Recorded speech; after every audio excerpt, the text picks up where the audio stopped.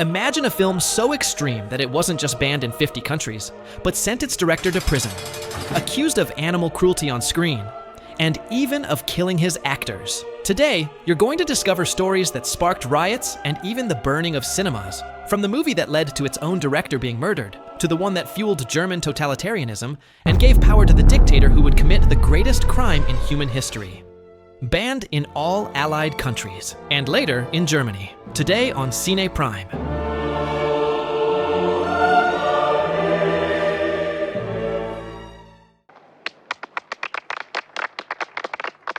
You bastard!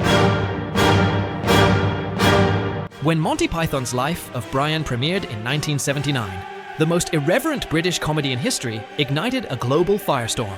Monty Python mocked religion, blind faith, and hypocrisy, telling the story of Brian, an ordinary man born on the same day and right next door to Jesus Christ, who, by accident, ends up mistaken for the Messiah.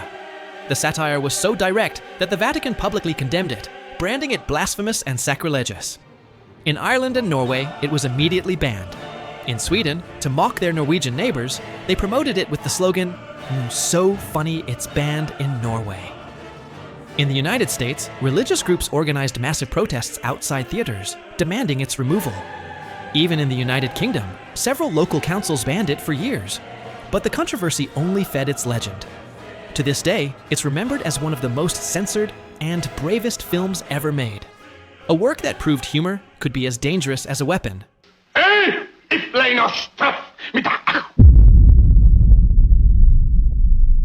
In 1940, in the midst of World War II, Charlie Chaplin released The Great Dictator, a ferocious satire against Germany's totalitarian regime and its dictator, while the tyrant himself was still in power. Chaplin played a ridiculous ruler with the same mustache and gestures as the Führer, ridiculing his speeches and ideology. The risk was enormous. The film was immediately banned in all Nazi-controlled countries, including Germany, Italy, and Franco's Spain. Even in the United States, which had yet to enter the war, there were attempts at censorship out of fear of provoking the leader. Chaplin was accused of using cinema as propaganda and received direct threats. But nothing stopped his message, a final plea for peace and freedom that remains one of the most powerful speeches in film history. The Great Dictator didn't just challenge a murderous regime. It humiliated it in front of millions, proving that humor could be a weapon capable of crossing borders and toppling dictatorships. Still, Chaplin later admitted that, had he known the true horror of the genocide that would unfold in Germany, he would never have dared to make the film. In 1988 came the film that would ignite the greatest religious scandal of all time. Martin Scorsese released The Last Temptation of Christ, based on the novel by Nikos Kazantzakis. The film portrayed Jesus not as an untouchable divine figure, but as a man full of fears, doubts, and human passions. It even imagined a life where he abandoned his mission, married, and had children. For millions of believers, this was an unforgivable blasphemy. The Vatican condemned it before it even premiered. In Greece, Turkey, Chile, Mexico, and other countries, it was outright banned. In the United States, religious groups organized massive protests and boycotts outside theaters, even issuing death threats against Scorsese, Willem Dafoe, the actor who played Jesus, and the entire crew. Tensions peaked in 1988, when an extremist group in Paris attacked a theater showing the film with Molotov cocktails. Several people were seriously injured, and one man suffered burns over half his body. The controversy was so intense that many theaters pulled the film out of fear of reprisals. Scorsese had police protection for weeks. To this day, it's remembered as one of the most censored and dangerous films ever made. One that proved cinema, when challenging deeply held beliefs, can provoke reactions as violent as any real-world conflict. When A Clockwork Orange hit theaters in 1971, no one was prepared for what Stanley Kubrick had created. The stylized violence, unfiltered depictions of abuse, and the disturbing contrast between brutal imagery and classical music left critics and audiences in shock. In the United Kingdom, after its release, police reported several crimes committed in imitation of scenes from the film. The press attacked Kubrick, accusing him of glorifying violence. Death threats against his family became so severe that the director himself asked Warner Brothers to withdraw the film from British theaters, and it remained banned there for nearly 3 decades. In countries like Ireland, Brazil, and South Korea, it was also censored, and in the United States, it was released with heavy cuts. Yet the ban only fueled its legend. Today, it's considered a masterpiece that redefined cinema's boundaries and proved that fiction can be more unsettling than reality. Kubrick never spoke publicly about it again, as if the film itself had set a limit even for him. A Clockwork Orange became a myth, both hunted and admired. Its legacy remains uncomfortable because it didn't just depict violence. It turned it into an aesthetic experience the viewer can never forget.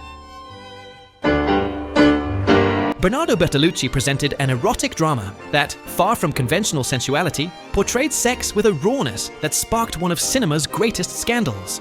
The story of Marlon Brando, an older man and a young woman engaged in an anonymous, sexually explicit relationship, caused immediate outrage.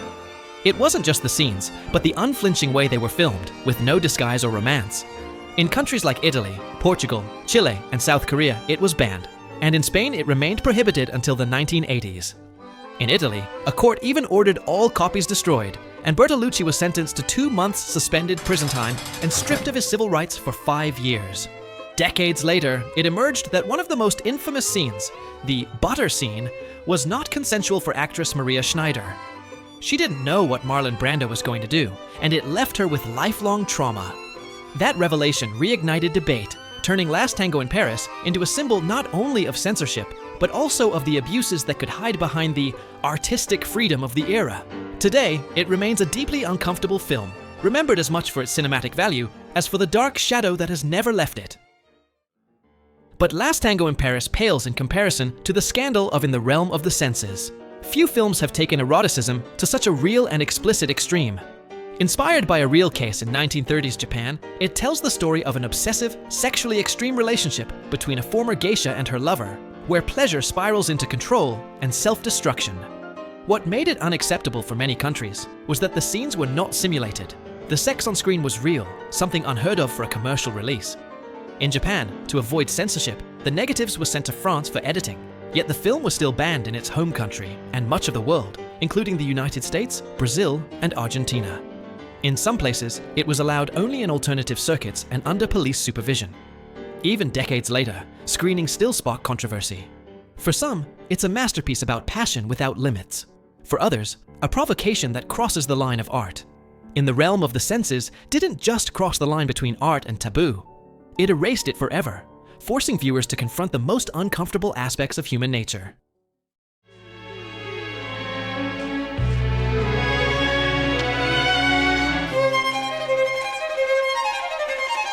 We arrive at the most banned film in history.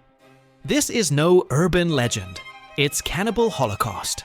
In 1980, Ruggero Deodato took exploitation cinema to the point of no return. Shot as a mockumentary, it followed a group of reporters venturing into the Amazon jungle to film isolated tribes, and never returning. What seemed like pure fiction was so realistic that after its release in Italy, a judge ordered Deodato's arrest, accusing him of murder. To prove his innocence, the director had to bring the actors onto live television to show they were still alive.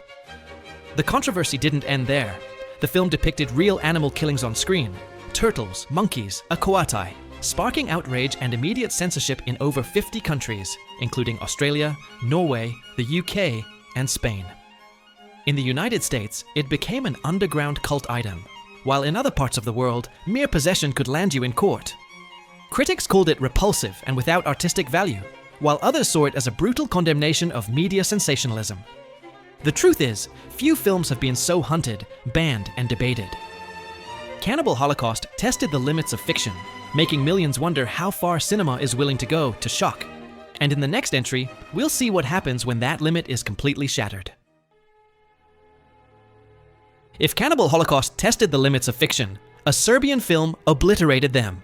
Released in 2010 and directed by Srđan Spasojević, it was presented as a metaphor for political oppression in Serbia. But its content was so extreme, it overshadowed any artistic intent.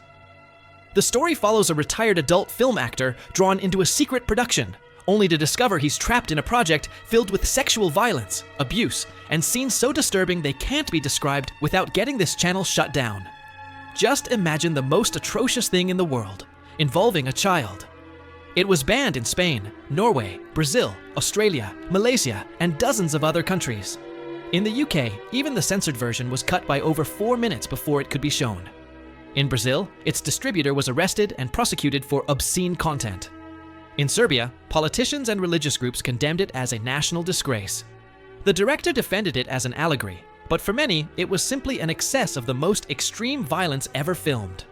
To this day, it's one of the hardest films to find in its uncut version, and one of the few capable of making even the most hardened viewers look away. For some, a masterpiece of provocation. For me, a piece of shit that shouldn't exist. But the next film was just as extreme. Only it happened 40 years earlier, and its scandal went so far, it ended with the director being murdered.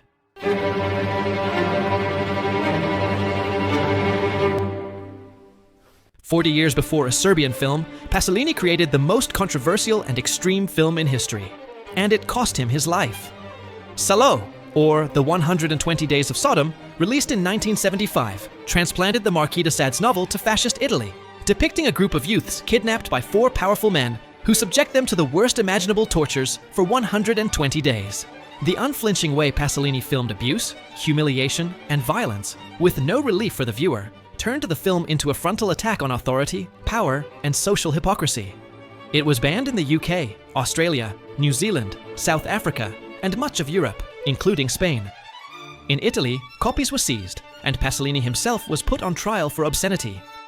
Shortly before its release, the director was brutally murdered under never fully explained circumstances, cementing Salo as a cursed legend. For some, it's the most uncomfortable and necessary work ever filmed. For others, an unbearable experience that transcends the concept of cinema. Watching it is like staring directly into the eyes of corruption and human depravity, and realizing that sometimes true horror isn't in fiction, but in those who hold power. But what you'll see in the final spot goes even further.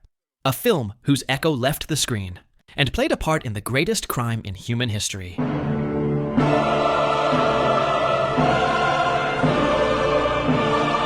The final spot doesn't belong to fiction, but to a film whose real-life impact changed history. Triumph of the Will, released in 1935 and directed by Leni Riefenstahl, is not just a documentary, it's the most powerful piece of propaganda ever created. Filmed during the Nuremberg Party Congress, it turned a political rally into a dazzling visual spectacle, with sweeping shots and massive choreographies seemingly designed to hypnotize. Riefenstahl used cranes, aerial shots, and flawless editing to glorify the regime and its leader, presenting him as an almost divine figure. The result was so effective that it became a direct tool for fueling fanaticism and consolidating the Austrian painter's power. In Germany at the time, it was hailed as a masterpiece. In the rest of the world, it was soon recognized as the most dangerous propaganda weapon in cinema history. After World War II, the film was banned in Germany and most Allied countries, and today it remains the subject of fierce ethical debate. Some study it for its technical innovation, others reject it entirely as art inseparable from the crime it helped commit. Because Triumph of the Will didn't kill anyone directly, but its influence helped unleash the greatest horror humanity has ever known. A reminder that cinema doesn't just reflect history, it can also write it in blood. And tell me, should certain films be banned, or should art have no limits? Leave it in the comments. Don't forget to like and share so more people can learn these stories. See you in the next video.